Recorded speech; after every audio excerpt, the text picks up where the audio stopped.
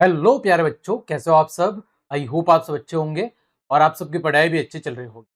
तो प्यारे विद्यार्थियों, कक्षा 6 हिंदी विषय की सीरीज में आज हम बात करेंगे अध्याय नंबर 3, जिसका नाम है पहली बूंद की संपूर्ण व्याख्या को हम बहुत अच्छे से समझेंगे और फिर अगली क्लास के अंदर हम इस पाठ के अभ्यास प्रश्नों उत्तर को डिस्कस करेंगे।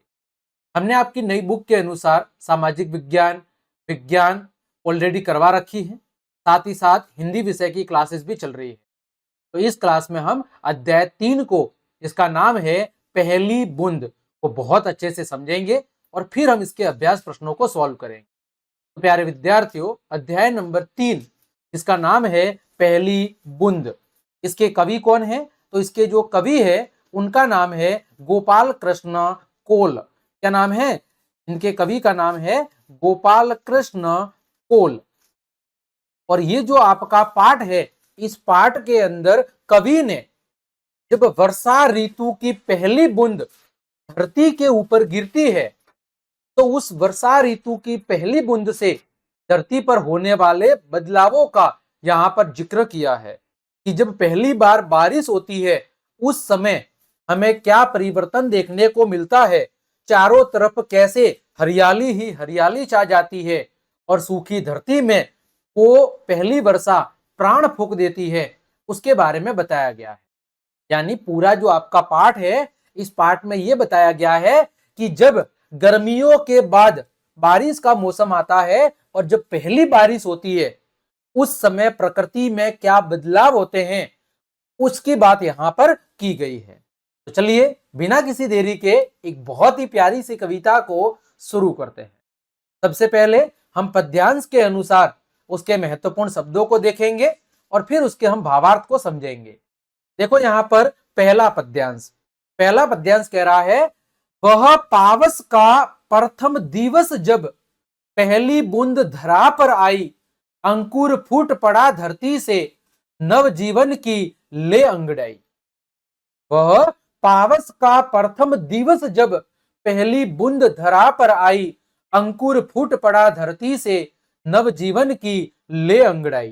तो यहां पर देखो, सबसे पहले पावस, पावस का मतलब क्या होता है प्यारे बच्चों?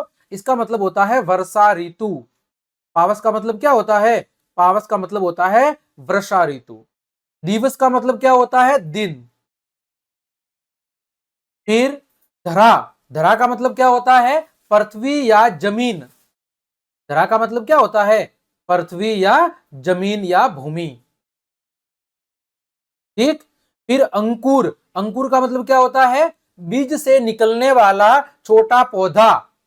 क्या कह सकते हैं? छोटा पौधा, बीज से निकलने वाला छोटा पौधा, है ना। फूट पड़ा, फूट पड़ने का मतलब है वो उग पड़ा। तो यहां पर देखो, यहां पर वह पावस का प्रथम दिवस जब पहली बूंद धरा पर आई, अंकुर फूट पड़ा धरती से नव जीवन की ले अंगड़ाई। धरती के सूखे अधरों पर, धरती के सूखे अधरों पर, अधरों का मतलब क्या होता है? होठ पर। क्या होता है? होठ पर गिरी बूंद अमृत सी आकर। अमृत का मतलब क्या है? जीवन देने वाली। अमृत का मतलब क्या है? अमृत का मतलब है यहां पर जीवन देने वाली। अमृत सी का मतलब है जीवन देने वाली। वसुंधरा की रोमावली सी। वसुंधरा का मतलब क्या है? वही भूमि या धरती। वसुंधरा की रोमावली सी हरी दुब पुलकी मुस्काई, पहली बूंद धरा पर आई। देखो अब इसको हम हिंदी अनुवाद को समझते हैं। क्या कह रहा है कि जब पावस का, वह पावस का प्रथम दिवस जब पहली बूंद धरा पर आई, अंकुर फूट पड़ा धरती से नव जीवन की ले अंगड़ाई। जब वर्षा ऋतु का पहला दिन आया, जब वर्षा ऋतु का पहला दिन आया और बारिश की पहली बूंद सूखी धरती के ऊपर गिरी, तो क्या हुआ? तो एक चमत्कार हुआ। पहली दो लाइन का मतलब क्या है कि जब वर्षा ऋतु का पहला दिन आया और बारिश की पहली बूंद सूखी धरती पर गिरी, तो एक चमत्कार हुआ। अंकुर फूट पड़ा धरती से नव जीवन की ले अंगड़ाई। लंबे समय से गर्मी और प्यास झेल रही धरती के भीतर सोए हुए जो बीज है वो जाग उठे। लंबे समय से गर्मी और प्यास झेल रही जो धरती है उसके भीतर जो आपके बीज थे वो जाग उठे और छोटे छोटे पौधों यानी अंकुरों के रूप में वो बाहर आने लगे, मानो वे अंगड़ाई लेकर नए जीवन की क्या कर रहे हो, शुरुआत कर रहे। तो इन चार पंक्तियों का मतलब क्या है कि जब वर्षा ऋतु का पहला दिन आया और बारिश की पहली बूंद सूखी धरती के ऊपर गिरी तो मानो एक चमत्कार हुआ। कई दिनों से जो पृथ्वी के भीतर, धरती के भीतर बीज सोए हुए थे वो बीज जाग उठे और मानो अंगड़ाई लेकर वो अपने नए जीवन की क्या कर रहे हो, शुरुआत कर रहे हो। धरती के सूखे अधरों पर यानी धरती की जो मिट्टी गर्मी में सूख कर फटने लगी थी, मानो धरती के जो होठ है वो सूख गए थे। इसका मतलब क्या है? इसका मतलब है कि धरती की जो मिट्टी गर्मी से सूख कर फटने लगी थी, गिरी बूंद अमृत सी आकर, उस पर बारिश की बूंद अमृत के समान आकर गिरी। उस पर यानी धरती के सूखे अधरों पर, धरती के सूखे होठों पर, यानी गर्मी से तृप्त उस सूखी जमीन पर जब वर्षा की एक बूंद अमृत के समान, जीवन देने वाली बूंद के समान आकर गिरी और वसुंधरा की रोमावली सी हरी दूब पुलकी मसराई, पहली बूंद धरा पर आई। तो वसुंधरा का मतलब पृथ्वी, रोमावली सी का मतलब क्या है? रोमावली सी का मतलब है शरीर के छोटे बाल, यानी जिसे हम रोए कहते हैं, शरीर के छोटे बाल। दूब का मतलब क्या होता है? दूब का मतलब होता है हरी घास। पहली बूंद धरा पर आई। आगे कवि क्या कह रहा है कि वसुंधरा की रोमावली सी हरी दूब पुलकी मुस्काई, पहली बूंद धरा पर आई। कि पहली बूंद के पड़ने से तो धरती पर चारों ओर छोटी छोटी हरी घास है वो निकल आई है और इसे देखकर ऐसा लग रहा है जैसे खुशी के कारण धरती के शरीर पर रोंगटे खड़े हो गए हो और घास का ये कोमल कालीन ऐसा लग रहा है कि मानो धरती प्रसन्न होकर मुस्कुरा रही हो। आगे कवि क्या कह रहा है कि पहली बूंद के पड़ने से धरती पर चारों ओर छोटी छोटी हरी घास निकल आई है और इसे देखकर ऐसा लग रहा है कि जैसे खुशी के कारण धरती के शरीर पर रोंगटे खड़े हो गए हो और घास का ये कोमल कालीन ऐसा लग रहा है मानो धरती प्रसन्न होकर क्या कर रही हो, मुस्कुरा रही हो। ये तो आपके दो पद्यांश। आगे बढ़ते हैं तीसरा पद्यांश है आसमान में उड़ता सागर, लगा बिजलियों के स्वर्णिम पर, बजा नगाड़े जगा रहे हैं, बादल धरती की तरुणाई, पहली बूंद धरा पर आई। स्वर्णिम का मतलब क्या है? स्वर्णिम का मतलब है सोने के जैसे। पर का मतलब क्या होता है? पर का मतलब होता है पंख। क्या होता है? पर का मतलब होता है पंख। नगाड़े यहां पर किसके लिए आया है? बादलों की गर्जना के लिए, बादलों की गर्जना के लिए। तरुणाई का मतलब क्या होता है? तरुणाई का मतलब होता है नया जोश या युवावस्था, नया जोश या फिर युवावस्था। आगे देखो, आगे कवि क्या कह रहा है? आसमान में उड़ता सागर, लगा बिजलियों के स्वर्णिम पर, बजा नगाड़े जगा रहे हैं, बादल धरती की तरुणाई, पहली बूंद धरा पर आई। कि आसमान में छाए काले बादलों की तुलना कवि ने यहां पर उड़ते हुए सागर से की। आसमान में छाए काले बादलों की तुलना कवि ने किससे की है? उड़ते हुए सागर से की। कि जब बादलों में बिजली चमकती है तो ऐसा लगता है कि मानो बादलों के सोने के पंख लग गए हैं। जब बादलों में बिजली चमकती है तो मानो ऐसा लगता है जैसे बादलों के सोने के पंख लग गए हो। बादलों के गर्जने की आवाज नगाड़ों जैसी लगती है, बादलों के गर्जने की आवाज नगाड़ों के जैसी लगती है, जो मानो धरती के भीतर सोई हुई जवानी यानी हरियाली और ऊर्जा को जगाने का संदेश दे रहे हैं। तो यहां पर कवि क्या कह रहा है? यहां पर कवि है वो आसमान में छाए हुए बादलों की तुलना उड़ते हुए सागर से कर रहा है।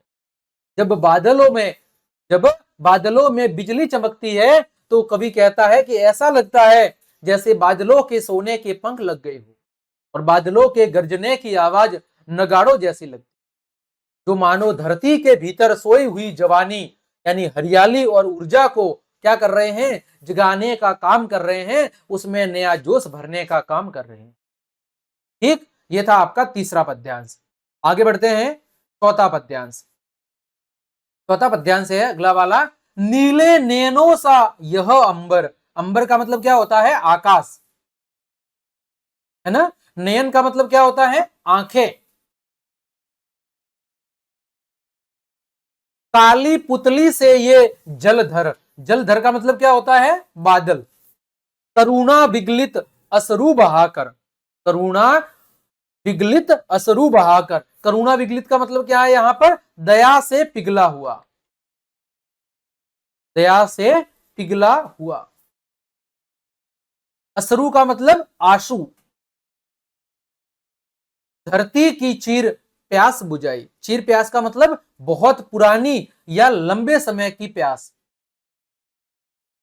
बहुत पुरानी प्यास या बहुत लंबे समय की प्यास। बूढ़ी धरती शस्य श्यामला, बूढ़ी धरती सस्य श्यामला, सस्य श्यामला का मतलब हरी भरी फसलों वाली धरती, हरी भरी फसलों वाली धरती। और ललचाई का मतलब इच्छा करना। ठीक, तब देखो पद्यांश क्या है कि नीले नैनों सा यह अंबर, काली पुतली से ये जलधर, करुणा विगलित अश्रु बहाकर धरती की चीर प्यास बुझाई, बूढ़ी धरती शस्य श्यामला बनने को फिर से ललचाई, पहली बूंद धरा पर आई। तो यहां पर कवि क्या कह रहा है? यहां आकाश को जो कवि है वो किसके समान बता रहा है? नीली आंखों के समान बता रहा है। पहली पंक्ति के अंदर कवि क्या कर रहा है? कवि आकाश को नीली आंखों के समान बता रहा है और कह रहा है उन आंखों के बीच में मंडराते हुए काले बादलों को कवि किसके समान बता रहा है? आंखों की काली पुतली के समान बता रहा है। जब बादल दया भार से भरकर वर्षा के रूप में आंसू बहाते हैं, आगे कवि कह रहा है करुणा विगलित अश्रु बहाकर, यानी जब बादल दया भाव से भरकर वर्षा के रूप में आंसू बहाते हैं तो वह जल धरती की सदियों पुरानी प्यास को क्या कर देता है? शांत कर देता। तो इन चार पंक्तियों का मतलब क्या है? देखो यहां पर इन चार पंक्तियों का मतलब है कि यहां पर जो कवि है वो आकाश को किसके समान बता रहा है? नीली आंखों के समान, और कह रहा है कि उन नीली आंखों के बीच में मंडराते हुए काले बादल किसके समान? आंखों की काली पुतली के समान लग रहे हैं। आगे कह रहा है कि जब बादल दया भाव से भरकर वर्षा के रूप में आंसू बहाते हैं तो वह जल धरती की सदियों पुरानी यानी बहुत पुरानी प्यास को क्या कर देता है? वो अश्रु जल शांत कर देता है। आगे कवि कह रहा है बूढ़ी धरती सस्य श्यामला बनने को फिर से ललचाई, पहली बूंद धरा पर आई। कि गर्मी के कारण जो धरती बेजान, सूखी और बूढ़ी दिखने लगी थी, वह पहली बूंद गिरते ही फिर से जवान यानी हरी भरी होने के सपने देखने लगी। बूढ़ी धरती सस्य श्यामला, कि गर्मी के कारण जो धरती बिल्कुल बेजान, सूखी और बूढ़ी दिखने लगी थी, वह वर्षा की पहली बूंद गिरते ही फिर से जवान यानी हरी भरी होने के सपने देखने लगी है। जब उसे फिर से अनाज और हरियाली से लद जाने की क्या हो रही है? तीव्र इच्छा हो रही है। फिर से धरती को अनाज और हरियाली से लद जाने की क्या हो रही है? तीव्र इच्छा हो रही है। ठीक है प्यारे विद्यार्थियों, तो ये था आपका अध्याय नंबर 3 जिसका नाम था पहली बूंद। फिर बात करें कवि परिचय की, तो धरती के सूखे अधरों पर पहली बूंद के गिरने का अद्भुत दृश्य रचने वाले बाल साहित्यकार गोपाल कृष्ण कोल, जिनका जन्म 1923 के अंदर हुआ और मृत्यु कब हुई? 2007 के अंदर। ने बच्चों के लिए देश प्रेम, प्रकृति और जीव जंतुओं से जुड़ी बहुत ही मनोरम कविता इन्होंने लिखी है। अपनी एक अन्य कविता हम कुछ सीखे में वे कहते हैं कि देश हमें देता सब कुछ, हम भी तो कुछ देना सीखे। तो ये कुछ सामान्य परिचय है कवि गोपाल कृष्ण कौल के बारे में। तो प्यारे विद्यार्थियों, प्यारे लाडलो, प्यारे रसगुल्लो, इस तरह आज की इस क्लास में हमने अध्याय 3 पहली बूंद की संपूर्ण व्याख्या को बहुत अच्छे से पढ़ा है। उम्मीद करता हूं पूरा चैप्टर आपको बहुत अच्छे समझ में आया होगा। तो क्लास देखने के लिए आप सभी का धन्यवाद। यदि आपको मेरी क्लास और ये मेहनत पसंद आई है तो फिर लाइक, कमेंट, शेयर और सब्सक्राइब जरूर करें। मिलते हैं अगली क्लास में, तब तक के लिए आप सबको जय हिंद, जय भारत।